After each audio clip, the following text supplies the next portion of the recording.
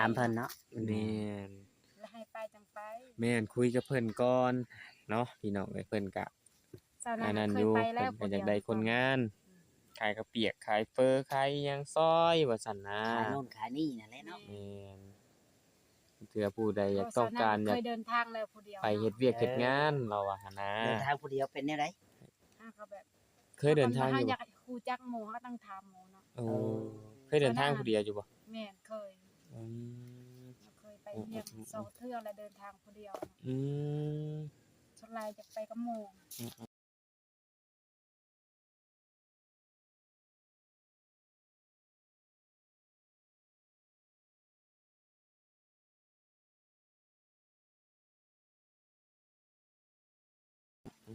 จะหน่อยเนาะจะหน่อยเจ้าจังอันเอาโทรศัพท์มาแล้วก็จังเอาเบอร์เพิ่นไว้เนาะ โดย อ่า คลิปนึง ให้จบคลิปนี้เนาะ เดี๋ยวแล้วให้คอยจบน้ำในตัว อ่า เนาะพี่น้องเอ้ยเพราะว่าให้สนางไว้ติดต่อโทรหาเพิ่นเบิ่งเพราะว่าสนางอยากไปเวียงอยากไปเฮ็ดเวียกเฮาต้องโทรเบิ่งว่าซั่นซะเพราะว่าเฮาก็เพิ่นก็เสนอมาให้อยู่เวียกงานก็คือเพิ่นเว้านั่นแหละพี่น้องเอ้ยขายขายข้าวเปียกพักน้ำเพิ่นกินน้ำเพิ่นอยู่น้ำเพิ่นก็มาถามเบิ่งเรื่องเงินดำเงินเดือนนี่ได้เพิ่นให้แบบใดหันนะแล้วก็เฮ็ดเวียกเข้าจักโมงก็ต้องถามเพิ่นเนาะ โดย ว่าเฮาเฮ็ดได้บ่อีหยังประมาณนี้ถ้าสมมุติเฮ็ดบ่ได้เฮาก็บอกเพิ่นไปเฮาย่านเฮ็ดบ่ได้จังซั่นจังซี่ก็บอกเพิ่นตามตรงนั่นแหละเนาะ โดย อืมมีหยังก็ได้เพิ่นจังสิบ่คล้องเพราะว่าเพิ่นก็แชตมาหาพ่อน้องแฝดว่าให้ติดต่อหาอ่าเพราะว่าเพิ่นอยากได้คนงานว่าซั่นก็เลยพ่อน้องแฝดก็บ่ได้เข้ามาเพราะว่าฝนตกเนาะพี่น้องเพราะว่า2-3มื้อขึ้นหลังนั่นแหละเพิ่นติดต่อมาพี่น้องเนาะ เพิ่นบอกว่าอยู่เวียงเด้อว่าซั่นพี่น้องเอ้ยเนาะเพิ่นน่าสิเห็นคลิปนั่นแหละพี่น้องเอ้ยว่ามีคนอยากไปเฮ็ดเวียกเฮ็ดงานเพิ่นก็เลยทักมา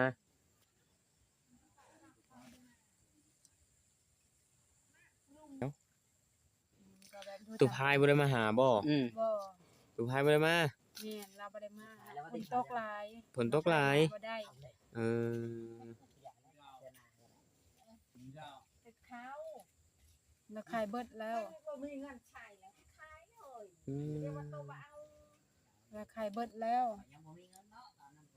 ติบข้าวน่ะบ่ แม่นเราขายเบิดแล้วแม่นโตน้อยตอนนี้แล้วยังเฮ็ดบ่ อืม บ่แล้ว มีแต่ติบข้าวน้อยบ่ เฮ็ดบ่แล้ว ตัวใหญ่น่ะบ่แล้วแบบมื้อนั้นน่ะ แล้วเราขายแล้วบ่มีเงินใช้เนาะ อืมเฮ็ดแล้วก็ขายจักมื้อน่ะจังได้ติบข้าวหน่วยหนึงน่ะ แล้วเฮ็ดเป็นอาทิตย์เพิ่นได้ ปอตัวใช้เวลาเป็นอาทิตย์ แม่นแล้วมันหลายแบบหลายเวียกหันนะ อืม แล้วมันยังม่วน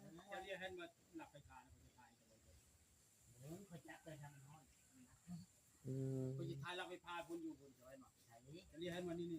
ซื้อชาวไทยไปแล้ว เฮ็ดแล้วเราตอมเราดีเนาะมันนั้นแบบโทรศัพท์แพงเฮ็ดแล้ว แม่นบ่นอมเราได้โทรศัพท์แพงเนาะ แม่น เราซื้อตั้งเป็น 20,000 กว่าพุ่นเนาะ แม่น เฮาซื้อละอันนี้นี่ได้พี่น้องเอ้ยเฮาซื้อละ 4-5,000 นี่ แม่นเฮาแบบเฮาบ่มีเนาะบ่ แม่น มี เนาะ อาชีพซื้อ แม่นเฮาใส่กล้องละ 4-5,000 นี่ แบบธรรมดาเนาะ ธรรมดาไทยเป็นมัวอยู่ได้พี่น้องเอ้ยเนาะ ผู้ใดเบิ่งได้ก็เบิ่งเนาะ แม่นไปเบิ่งได้ก็เบิ่งบ่ได้ก็เดินทางเนาะ แม่น วิ โท ว รศั กั พท์ชาวนางก็คือกันนั่นแหละ คือกันบ่ คือกันคือว่าเนาะเขาก็รับได้ว่าเขาจังเบิ่งเนาะ แม่น คือการชาวนางเฮ็ดคลิปคู่มือ เนาะสาวนาง เรียกมันไม่เห็นว่าเนาะเดี๋ยวเห็น บ่เห็นนักเรียวบ่เห็นนำมันอยู่ไกลเนาะ แม่นบ่จ้อยบ่จ้อยอันนี้มาถามสาวนางนี่ แล้วให้มาถาม เราสิไปเวียงป้าเจ้าเดี๋ยวไรนี่มาถ่ายถามแล้วดู ไปเบ็ดขมดตัว นี่มาถามแล้วนี่เนาะสาวนางเนาะ แม่ เราสิไปเวียงป้าบ่เดี๋ยวได้เนาะ สิไปเวียงฟ้าเลยชาวนาง เราได้เวียกได้นี่ เออ จะหน่อยเราสิขอเอาเบอร์ให้เราโทรลมเวียก โดย ชาวนางสิไปเวียงแล้ว ชาวนางที่แบบไปเฮ็ดงานหรือว่าสิไปหาผู้บ่าวก็ยังบ่ฮู้เนาะ โอ้ไปเฮ็ดงานหรือว่าไปหาผู้บ่าวก็ยังบ่ฮู้เนาะ คันว่ามีผู้บ่าวเฮาก็สิคบต่อเนาะ เอ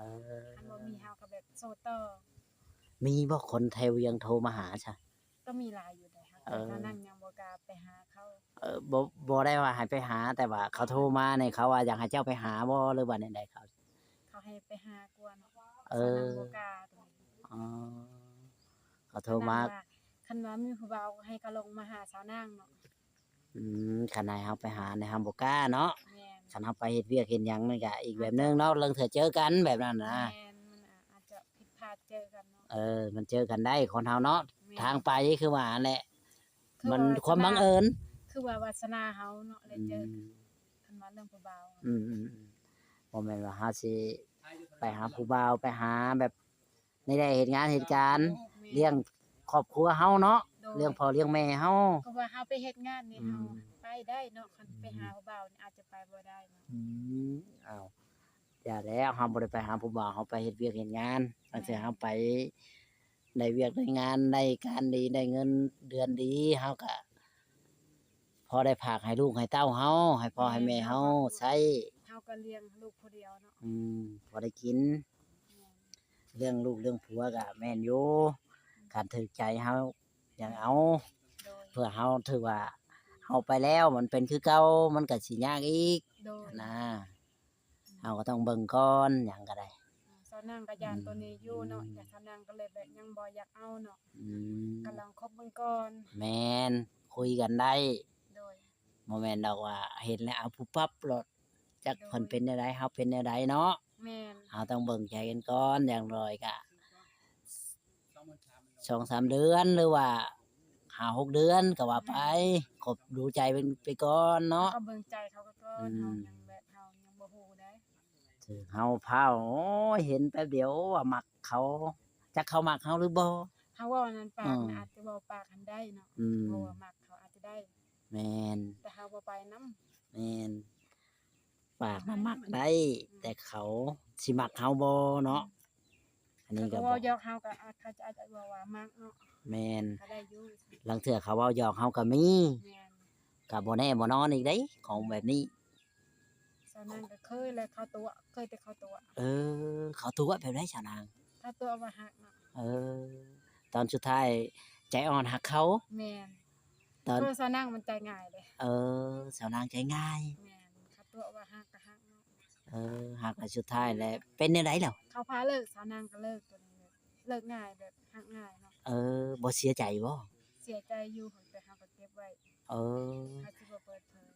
เปิด อย่า เผย อย่าเก็บไว้หลายเด้อ เฮา จังหน่อย เฮาเปิดเผยก็เฮาเปิดแบบเอาลงคลิปเนาะ เออจังหน่อยอกแตกตายทิ่มซื่อๆได้ บ่เฮาแบบหาระบายอยู่ในคลิปเฮามักแบบสิ เคยบ่ผู้บ่าวตัวเคยให้นี่เคยบ่ เคย เออ เฮาเคยตอนนี้เฮาสิว่าแบบ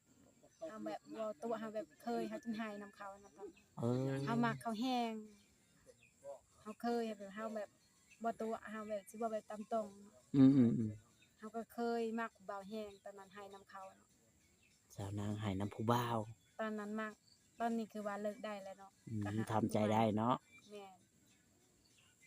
แต่กี้เฮามักเฮาก็ย้อนแบบว่า หลงคารมเขาเนาะ แม่น หลงคำเว้าเขา จนน้ำตาไหลสาวนางว่า แต่กี้ทีนี้ก็แบบทำใจได้แล้วก็ไปหาคนใหม่เนาะ เคยให้ในจักมือมัก ตอ ผู้ น บ่า นี้ ว ก็มีอยู่ผู้บ่าวเนาะผู้บ่าวเรากลับมาหาข่อยแล้วว่าบ่มีผู้สาวเนาะ เจ้าว่าในไหน แล้วว่าข่อยก็ว่าข่อยรับได้เนาะแล้วรับแบบแล้วก็ยังบ่ได้เป็นแฟนนั่นล่ะอยากไปลองใจเบิ่งก่อนล่ะว่า เจ้าบ่ย่านเราตัวคือเก่าบ่ซะ ก็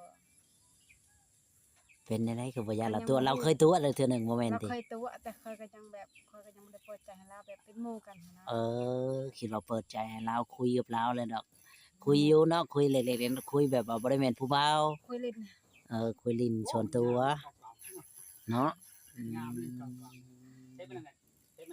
นี่แหละพี่น้องเอ้ยสาวนางเคยอกหัก เคยน้ำตาไหลน้ำผู้ชายเนาะ เขา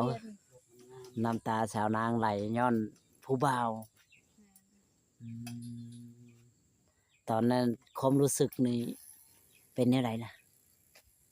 รู้สึกว่าตอนนั้นเนาะคบกับน้องผู้บ่าวก็ให้เลยเฮารู้สึกแบบเจ็บๆหน่อยนึงเนาะคันพ่อแม่ให้ก็บ่เจ็บถึงปานนั้น เออ เคยให้จนน้ำตาไหลสาว แม่ นาง นตอนเฮาฮักเขาเนาะเขาบ่ฮักเฮา แบบว่าสาวนางนี่หักเขาข้างเดียว แม่น แต่เขาบ่เคยหักสาวนาง แม่นเจ้านางเคยถือข้าวต้มเนาะ อืมต้มจนเฮาเกือบเปื่อยเนาะ แม่นแต่เฮายัง ยังบ่เปื่อยอะนะ ฮา เกือบ ยังทน ซื่อ ได้ ๆจนกระตอนนั้นพี่น้องเอ้ย ตอนนี้ก็ยังโสดคือเก่าเนาะ อืม โสดตามหาผู้บ่าว อืม บ่ได้สนใจก็มาหาสาวนางได้เด้อสาวนางแบบรับได้เบิด ครับได้หมด แม่น อันนี้บ่แม่นคอนเทนต์เนาะเว้าความจริง คันว่าเขารับสาวนางมักคนเอาใจเนาะตอนนี้ เอ คันว่า อ ผู้ใดมักสาวนางเนาะ ต้องเอาใจ แม่นเอาใจสาวนาง เอาใจแบบใดเด้อ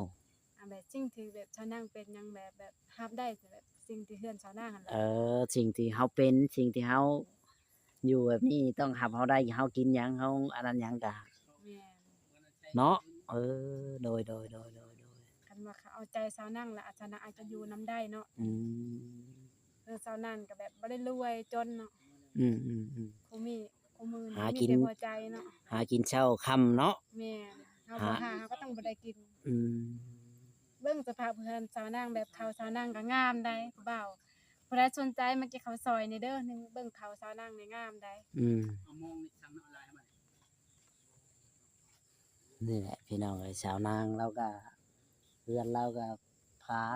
ก็จนบ่มีเนาะ แม่ สังกะสีก็จนหัวจนอันนั้นหมด แม่ เวลาอยู่เวลานอนนี่คือว่าเปียกฝนตกเนาะ แม่เปียกเบิด คันแดดนี่ใครแน่ แดดน่ะอาจจะอยู่ได้เนาะ อ่า สาวนางมีเฮือนอยู่คันแดดก็ฝนตกนี่สาวนางบ่มีเฮือนอยู่เนาะ เออนี่แหละพี่น้องเอ้ยเนาะความเฮาทุกข์เฮายากนั่นแหละเนาะสาวนางเนาะ คือเฮาอยู่ไปเนาะคำว่า เฮาอยู่ไปชม คือ เฮา ว่า บ่มี ฮ้อนนี่เฮาก็ไปตั้งทนเนาะเฮาบ่มีพัดลม เออ ซึ่งสาวนางบ่มีแบบทุกอย่างบ่มีหยังเบิด อืมเวลามีเวียกมีงานเนี่ยเจ้าก็ย่างเข้าไปในบ้านบ่ แม่น ผู้เดียวก็ย่างมาบ่ แม่น บ่ย่านบ่เจ้านาง บ่อันนั้นย่านก็แต่คนเฮาย่านก็แบบเฮาก็ต้องทำใจเนาะ ย่านก็ต้องจำเป็นเฮือนเฮาอยู่นี่เนาะ แม่นเฮือนเฮาอยู่ไกล คันหาสิว่าเฮาย่านเฮาบ่กล้ามา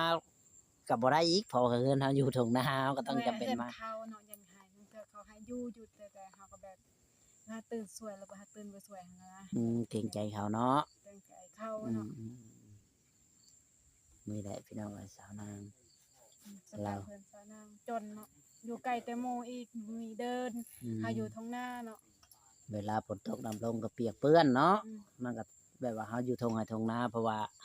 ทงนาหอบหมดหั้นนะเฮือนชานแล้วก็ มีน้ำท่วมเบิด อืม ซื่อๆ เพราะว่าน้ำเคยท่วมอยู่บ่ชาวนางเฮือน แต่กี้ยังมีเนาะตอนนี้ยังบ่ท่วมตอนเฮาเอาอยู่ใหม่นี่ท่วมแล้ว เออ น้ำหนองเขาเองมันขึ้น มันขึ้นมาแบบเต็มหมดเนาะแถวนี้เนาะ ำแบบมัน เออ แบบท่วมแค่นี้แหละแบบมันท่วมเพื่อน อืม ท่วมทางขี้ดิน แม่นและท่วมแบบว่ามันลวดไปนี่นะ แม่น เคยท่วมเนาะแต่คูมือนี่มันก็บ่ปานใดเนาะ ชาวนางเฮ็ดหน้าแล้วแบบมันอยู่ในไหหน้าเนาะ ตะกี้มันเป็นเดินหมดบ่แถวนี้ แม่นเป็นเดินชาวนางขุดเอา อ๋อ แบบมันจะกระจางแบบจางเขาดุดเนาะ อ๋อตะกี้เนาะ อืม ตะกี้ตอนนั้นแล้วก็ออกมาอยู่ ใหม่ๆเนาะ ใหม่ๆตอนเราอยู่ตอนตะกี้นะมีจะคนอยู่นํกันในตะกี้นะรวมหมดก็ว่า อยู่เบิดโลกแล้วหั่นหาแต่โลกอายุพุ่น บ่แบบ เอาไม่หยัง เออ อยู่แต่ลูกแม่ใหม่นี่แหละอยู่ลูกพ่อนั่นลูกแม่เก่าหั่นล่ะอยู่พุ่นบ้านคำแคน เออ เขาอยู่ปุ่นหมดเขามีเฮือนต่างหากบ่ แม่นก็มีลาวแบบเฮือนน้อยๆซ้ำนั้น ชำได ซ้ำเฮือนชาวนาง ชำนี้ แม่น เออ เขาก็พออยู่พอกินอยู่แล้วว่า แม่น เฮาก็เลย ทางพี่ก็ซื้อทางพุ่นก็ซื้อเนาะเขาอาจจะซื้อ ซื้อข้าวซื้อน้ำกินนี้ แม่น เพราะว่ามันบ่พออยู่พอกินเนาะ แม่น เวลาเฮา ต้องหาเงินเนาะ แม่นเวลาเฮาบ่มีเฮาได้ข้าวมาแน่เฮาก็เลยเยาะแบบว่าไว้ซื้อหมักพริกเกลือแป้งนัวแบบนั้นเนาะสิ่งที่มันจำเป็น เบิดเฮาอาจจะมีเฮาก็อาจจะแบ่งกันแต่ อืมเพิ่นก็เคยมาอยู่บ่แบบว่า เคย มาเยี่ยมมายามพ่อแม่นี่แหละเนาะ แม่นคันบ่มีก็เนาะมาเอานำพ่อแม่คันเรามีแล้วเราก็มาเอาเนาะ แบบพ่อแม่บ่มีก็บ่ได้เนาะก็ แล้ว มา ก็เค ซื่ ย อ อันแบบถือกระพากให้แบบแม่ไปตลาดคู่มือเนาะ ๆเออ หาซอยกันจน อืม เขาก็มาอยู่เขาก็หาแบบกระปูหรือว่าหาแบบพามากระบอกบ่ อืม สิเขาหา ให้แม่เนาะ แม่น มีหยังก็ไปส่งให้แม่ ชงให้แม่ใหม่นี่บ่ อืม ให้เพิ่นขาย แม่น เวลาเพิ่นได้ แม่คอยไปคำว่าเราฮักแพงเบิดลูกหลานเรารับได้เบิด เออ บ่แม่นลูกเราแต่ละรับได้เนาะ บ่แม่นลูกเราแต่เราก็หักแพงเราก็แพงทุกคนนั่นแหละเนาะ แม่น คันเรามีเราก็แบ่งให้ เราบ่มีก็คือเห็นนั่นแหละ เราจักสิเอาหยังแบ่งให้แม่นเนาะ คือว่าเรามีเงินเราก็แบ่งคนละ10,000เนาะ เออ ว่ามัน แบ่งเท่ากันเนาะบ่ให้ไผเสียใจ แม่นลูกหลานให้เบิด อืมถ้าสมมุติว่ามันบ่มีเฮาก็บ่ให้คือว่าแหละก็บ่อยากให้ไผเสียใจแบบว่าพุ่นกับลูก พี่กับลูก แม่น ในบททุ่มครัวในไกลเอาไว้จะได้ไก่มัน ลูกนี่คือว่าไล่บ่ได้เนาะ อืม เราก็ให้แบบเรารับได้เบิด อืม เทศนั่นเนี่ยมันเทศ แม่นนี่แหละพี่น้องเอ้ยทางสาวนางก็ได้ เราก็คือว่านั่นแหละโตเราก็อยู่แบบนี้แหละ อยู่กับลูกกับเต้าเราก็เป็นแม่ห้าง มาเนาะหลายปีแล้ว เอาถึง6แล้ว 5-6 ปี เราก็อยู่แบบนี้ตลอดเราก็ยังบ่ได้ อาจจะปีหน้าก็7ปีเนาะ เราก็ยังบ่ได้สร้างครอบครัวกับผู้ใด ขาดผู้ชายหลายคนแบบว่าขาดแบบขาดมาแต่หึงแล้วขาดผู้ชายเนาะ เออ เขาก็อยากมีอยู่แต่บ่มีคน